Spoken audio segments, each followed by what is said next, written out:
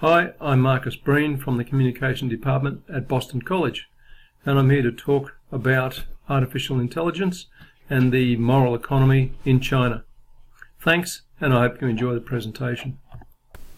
So I'm going to talk about this question of what artificial intelligence looks like in China when we think about it through the lens of a moral economy. And in order to do this, I want to set up a couple of questions. This is a brief presentation. So what kind of moral economy framework applies in China? And we'll get to what a moral economy is in a minute. Then what characteristics of such a moral economy framework apply in particular to artificial intelligence?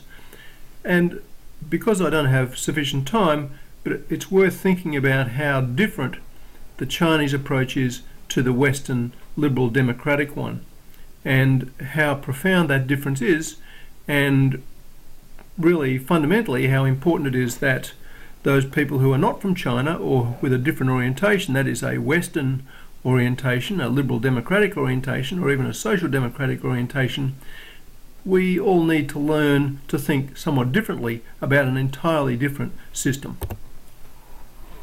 So I've tried to establish a pretty simple dualistic ideological typology for the moral economy.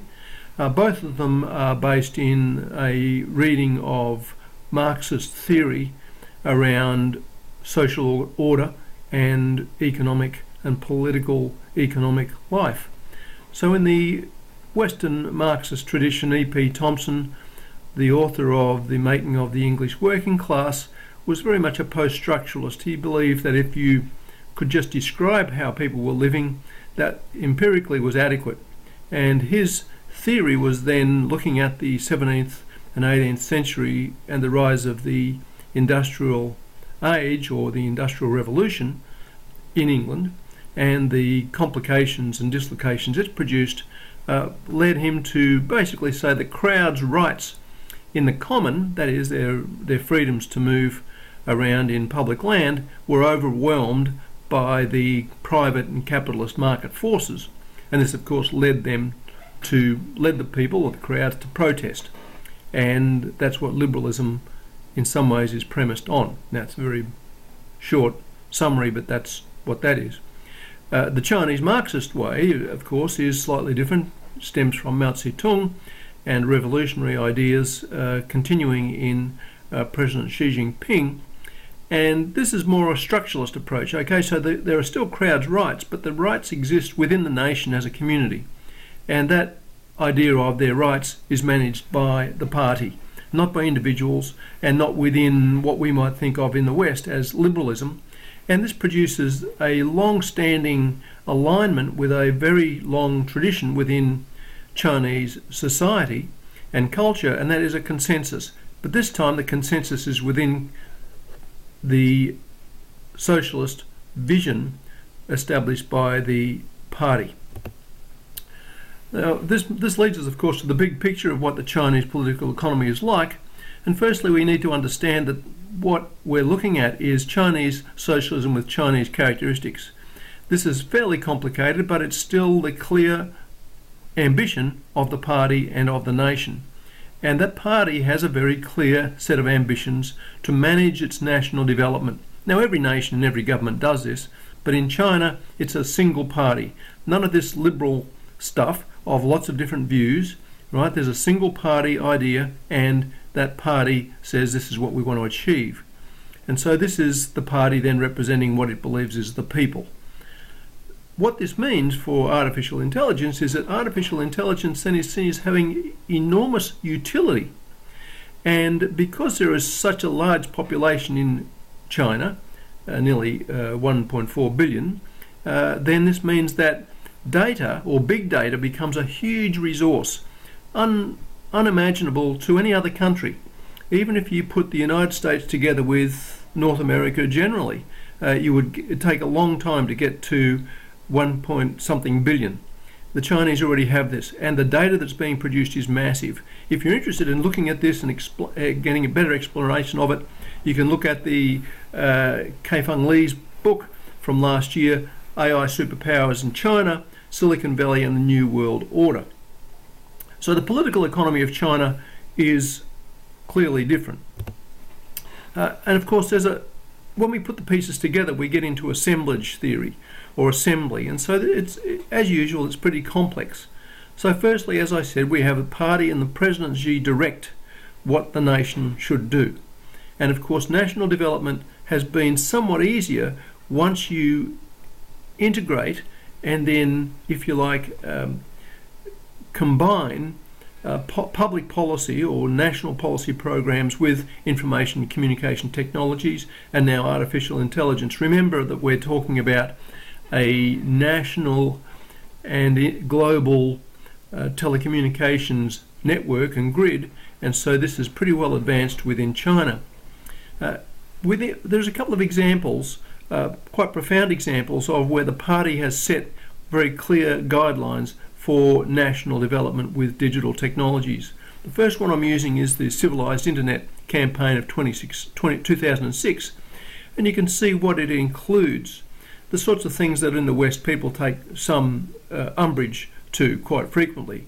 Discipline yourself, don't spread rumours, don't have pornography, use technology to alleviate crime, to identify criminals or people engaged in criminal activity and antisocial activity sometimes, establish and apply the rule of law, use your real name to identify yourself, none of this anonymous business, and do not vilify people. In other words, be polite to people. Now these, if we were to look at intercultural communication, we would realise that these are very long-standing traditions pretty much within Chinese culture. I'm not going to get into that now, but it's important to recognise that these haven't come out of the air, been plucked out of the air by the party. They're connected to long-standing traditions in China.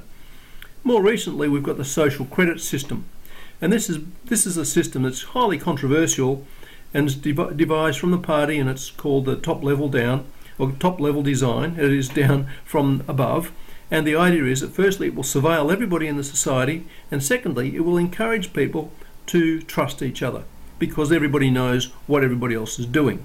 Now this is quite foreign to a Western view of social life, but again it seems that it's a system that we need to pay some attention to, and the social credit system is pretty well advanced 5 years after it was introduced. The other point I want to make is just to think about how individual development doesn't happen in isolation from the community, but is directly connected to it. So here are a couple of points from an article just published recently about how people should speak and engage with each other. And if I go back, you'll see that it has some direct connections to the civilized internet, right? Speak sensibly and morally with a communal orientation, right? Think about the other people around you when you're speaking, and practice performing good citizenship. Don't just think about yourself only, but think about what you as a citizen are doing. Now these are, again, part of this large layering of shared Chinese values. Things like self-cultivation, family harmony, state governance, and benefits for all. And I think the benefits for all is an important one to think about from the political economic perspective, because it isn't about self-enrichment as much as it is about state-guided benefits for everybody within that socialist model. And of course, how AI connects with this is to use its knowing or learning neural networks to embody the social credit that the Communist Party want, that the Maoist ideals are set, and which President Xi values, and which they're seeking to amplify. And big data makes this possible. As I said before, the billions of people who are producing data mean it's possible to produce and advance artificial intelligence at a very high rate of speed. So what's the Chinese moral economy in AI? Right? Firstly, it's a structure, right? And it's a very clear structure where its intention is primarily to consolidate national development, which has been a huge target, of course, and ambition since 1949 and the revolution, and certainly more recently since the move to integrate the one-party system with a style of capitalism that's unique to China. So we need to understand the national political economy is connected to the kinds of ambitions that are relevant to artificial intelligence, and to recognise, as can be quite interesting to think about, the fact that there's a fair bit of consensus that what people are increasingly saying in China is that they're comfortable with this, that they're making a contribution to national development. And finally, just to give you an indication of what's happening, thanks to my friends at Tencent, in one of their news programs, you can see how, without any questions, the machine writer is doing journalism and it's producing material for people. Thank you very much, and I look forward to more interactions with you at a later date.